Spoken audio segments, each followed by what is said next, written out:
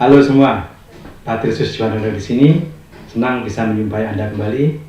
Kali ini topik saya adalah tentang bagaimana kita menganalisis sebuah elemen dalam film yang namanya mise-en-scène. Mise-en-scène dalam bahasa Perancis artinya meletakkan di panggung. Saya akan membahas beberapa elemen dari mise-en-scène yang bisa kita gunakan untuk mengkaji pesan-pesan yang tersirat dari sebuah film melalui elemen-elemen yang ditampilkan dalam mise-en-scène. Nah, mari kita simak sajian saya. Mise-en-scène, itulah tulisannya seperti itu dan dibacanya mise-en-scène. Barangkali itu adalah satu-satunya kata Prancis yang bisa saya ujarkan, ya. Mise-en-scène. Selain juga genre, ya, tapi ya cuman itu, ya. Oke, mise-en-scène itu adalah seperti tadi saya katakan, bagaimana elemen-elemen yang ditampilkan dalam sebuah film itu sebenarnya menyiratkan pesan tertentu atau makna tertentu. Jadi kalau kita jeli, kita bisa mengambil kesimpulan, menarik suatu kesimpulan tentang makna yang sedang dibawakan atau makna yang sedang ditampilkan melalui elemen-elemen mise-en-scène. Nah, apa sih elemen-elemen mise-en-scène itu? Nah, yang pertama adalah setting. Setting adalah latar di mana sebuah adegan dibangun atau sebuah film dibuat. Ya. Ini kalian tahu ya. Ini diambil dari film apa? Ya, ini film beberapa tahun yang lalu yang cukup meledak di Indonesia. Judulnya Pengabdi Setan. Nah, film ini sangat menarik, terutama adegan di sini. Kalau kita lihat, kita bisa mencermati beberapa elemen mise-en-scène yang membawa kita pada atmosfer tertentu, pada zaman tertentu. Ya. Jadi setting di sini meliputi konteksnya, meliputi waktu, lingkungan sosial dan atmosfernya. Nah, kalau kita jeli, kita bisa melihat beberapa benda di sini yang mewakili waktu pada saat itu. Apakah Anda bisa memperkirakan atau menunjukkan benda-benda itu di gambar ini? Ya, kalau kita jeli, itu ada lampu teplok di belakang, ya, di latar belakang. Itu adalah lampu yang digunakan hanya untuk ketika zaman dulu, ketika masih belum ada lampu listrik seperti sekarang. Nah, lampu itu mewakili zaman tahun 1960-an, zaman 1970-an, dan tentunya itu membawa kita pada zaman kuno, ya. Jadi tidak lagi pada zaman modern, tapi zaman kuno. Kemudian juga kalau kita lihat di sini ada tempat minum yang di sebelah pojok sebelah kanan. Itu khas sekali tempat minum di daerah perumahan di desa yang di zaman kuno. Nah, kalau sekarang sih pasti sudah pakai dispenser, ya. Tapi ini masih seperti itu. Jadi itu menunjukkan kapan adegan ini atau film ini dibuat, mewakili zaman dulu, ya. Oke, itu adalah setting. Yang kedua adalah lighting atau pencahayaan. Dalam mise-en-scène kita akan melihat warnanya, intensitasnya, dan arahnya. Jadi jelas kelihatan di situ, ya, bahwa kalau cerah seperti yang sebelah kanan itu menunjukkan sifat yang ceria, suasana yang ceria, optimis dan bahagia. Sementara yang berikutnya, yang sebelah kiri, itu suram, pencahayaannya suram, sehingga dia mengesankan atmosfer yang sendu, yang tertekan, bahkan yang seram. Oke, itu dari pencahayaan, dari lighting. Jadi kita harus baca dua, setting, kemudian lighting. Oke. Nah, berikutnya adalah masih tentang lighting, ya. Ini pasti kenal semua, ya. Ini adalah film yang juga sangat terkenal, sangat populer tahun 2019, dibuat di Korea, namanya Parasit, ya. Kalau kita lihat, suasananya sangat menggambarkan tingkat sosial tertentu, ya, diambil dari sudut bawah, sudut low angle camera, kemudian suasananya sempit, ruangnya dibuat sempit. kemudian juga warnanya terkesan suram, tidak cerah.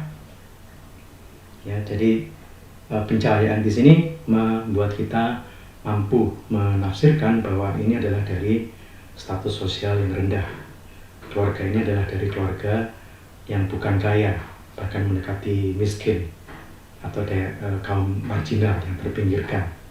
Ya, jadi itu kesan itu bisa timbul dari pencahayaan, dari lighting. Oke. Nah, ini sekarang adalah apalagi nih, kostum dan riasan. Kostum artinya apa yang dipakai oleh sang aktor.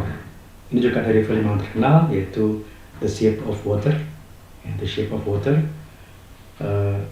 Ini adalah salah satu pemeran utamanya, seorang wanita. Kita lihat yang sebelah kiri itu dia berpakaian sederhana seperti itu, seperti layaknya pekerja kasar, bekerja di tingkat bawah di sebuah pabrik. Ya. Tapi sebelah kanan, ketika dia mulai jatuh cinta pada si makhluk air itu, maka kostumnya berubah. Ya, kita bisa mendeteksi atau kita bisa mengidentifikasi adanya perubahan karakter dari sang aktor. Dari dulunya seorang pekerja biasa menjadi seorang yang lebih dandan, ya, lebih merias diri, mempercantik diri karena dia sedang dalam hubungan yang dekat, makin lama makin dekat dengan si makhluk air tadi. Ya. Jadi kostum dan riasan itu menunjukkan kepribadian, menunjukkan status sosial, konteksnya, bahkan juga transformasi karakter seperti yang tadi saya ceritakan, mulai dari ketika dia masih menjadi seorang pekerja, dia seperti itu pakaiannya, kostumnya. Kemudian ketika dia beralih menjadi seorang kekasih, maka kostumnya lain lagi. Ya, kita bisa mendeteksi perubahan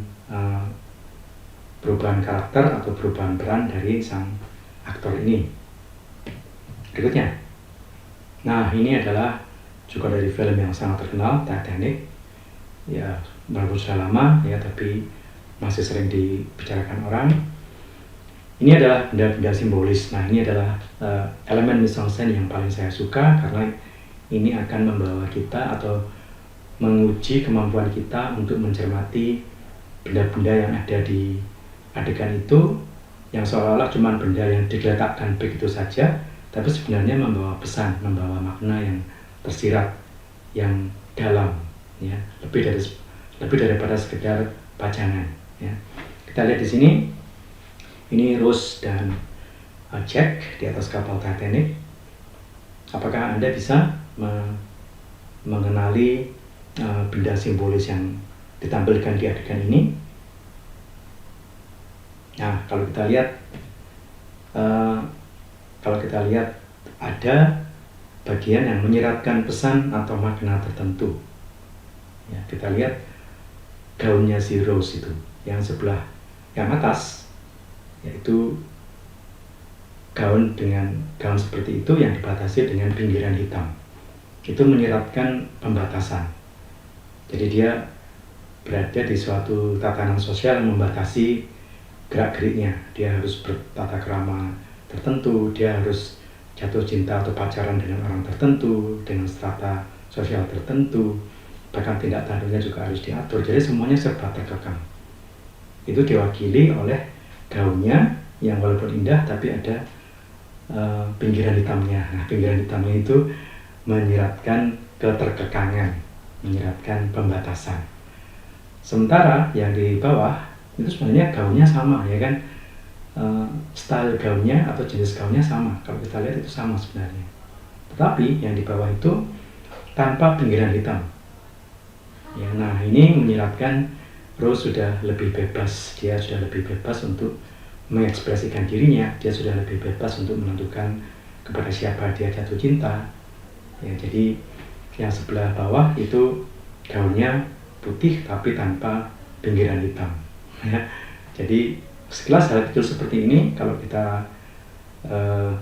kita bisa melewatkan begitu saja, tapi kalau kita jeli, kita bisa melihat bahwa ada semacam makna simbolik atau pesan tersirat yang ada di gaunnya si Rose ini. Ya.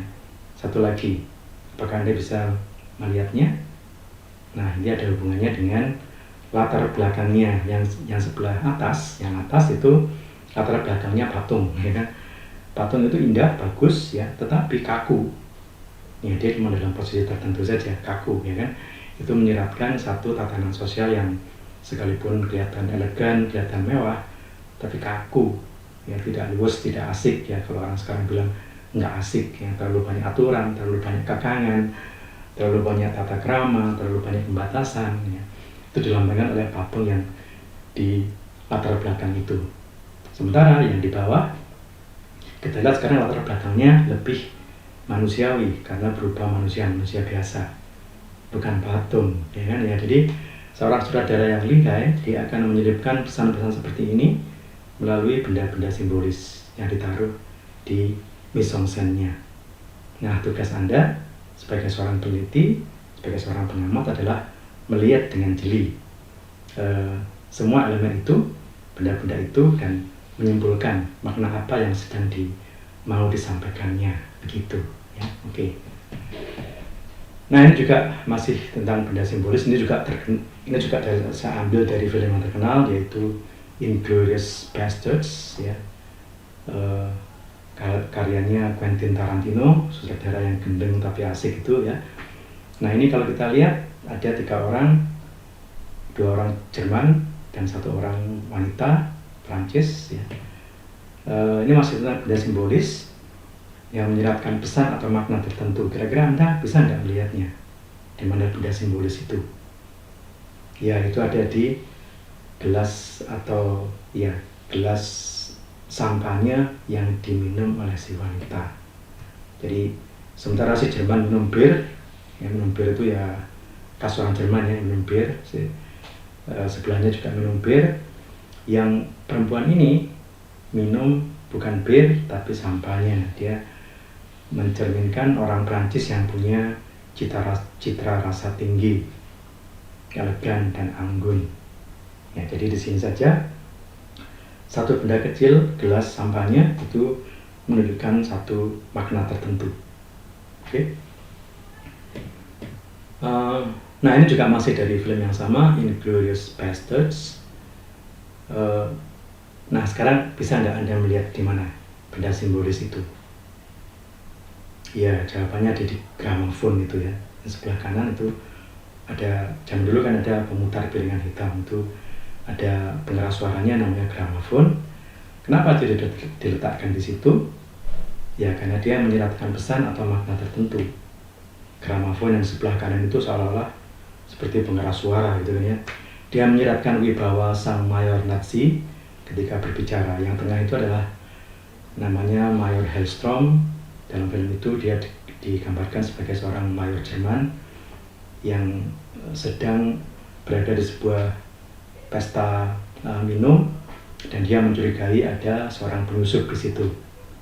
Nah, ketika dia berbicara kepada prajurit-prajurit yang lainnya, dia punya kesan wibawa, dan wibawa ini ditegaskan oleh gramofon tadi. Si gramofon itu seolah-olah menyiratkan, ini saya sedang berbicara, jadi Anda harus mendengarkan, karena saya akan berbicara dengan tegas dan keras. Nah, seperti itu, ya. Jadi itulah menariknya film-film Quentin Tarantino. Kalau Anda seorang analis film yang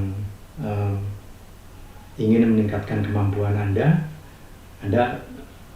baiknya menonton film-film Tarantino dan mengambil atau mempelajari benda-benda simbolis dan pesan-pesan yang disampaikannya di situ. Menarik, ya. Oke. Nah, kita akan beranjak ke aspek penelitian. Sekarang rumusan masalah apa yang bisa kita angkat untuk penelitian mise-en-scène?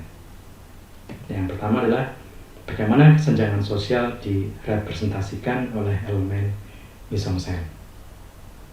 Jadi seperti tadi di film Parasite, ya, itu kesenjangan sosial dipotret dengan cara lighting yang berbeda. Pencahayaan di rumahnya sang parasit itu lebih suram daripada pencahayaan di rumah orang kaya yang anak-anaknya mereka ajari, ya, yang mereka beri less privat. Itu lebih pencahayaannya lebih terang, lebih ceria, lebih mapan, lebih sejahtera. Ya, jadi itu mencerminkan kesenjangan sosial. Ya. Yang kedua, bagaimana gender sebagai konstruksi sosial di masyarakat era X, misalnya era di tahun 50-an atau mungkin era sekarang atau mungkin masa depan dalam suatu novel atau film fiksi, ya. Bagaimana gender sebagai konstruksi sosial itu dicerminkan lewat elemen-elemen mise-en-scène. Yang ketiga, bagaimana transformasi peran antagonis ke protagonis dicerminkan oleh elemen mise-en-scène. Nah, ini satu mahasiswa saya, seorang mahasiswa saya sedang menyusun skripsi tentang bagaimana transformasi peran Loki dalam film Avengers, ya, dari yang jahat menjadi yang baik. Nah, ini akan menarik karena dia akan juga mengkaji elemen mise-en-scène yang ada di film Avengers itu. Nah, itu adalah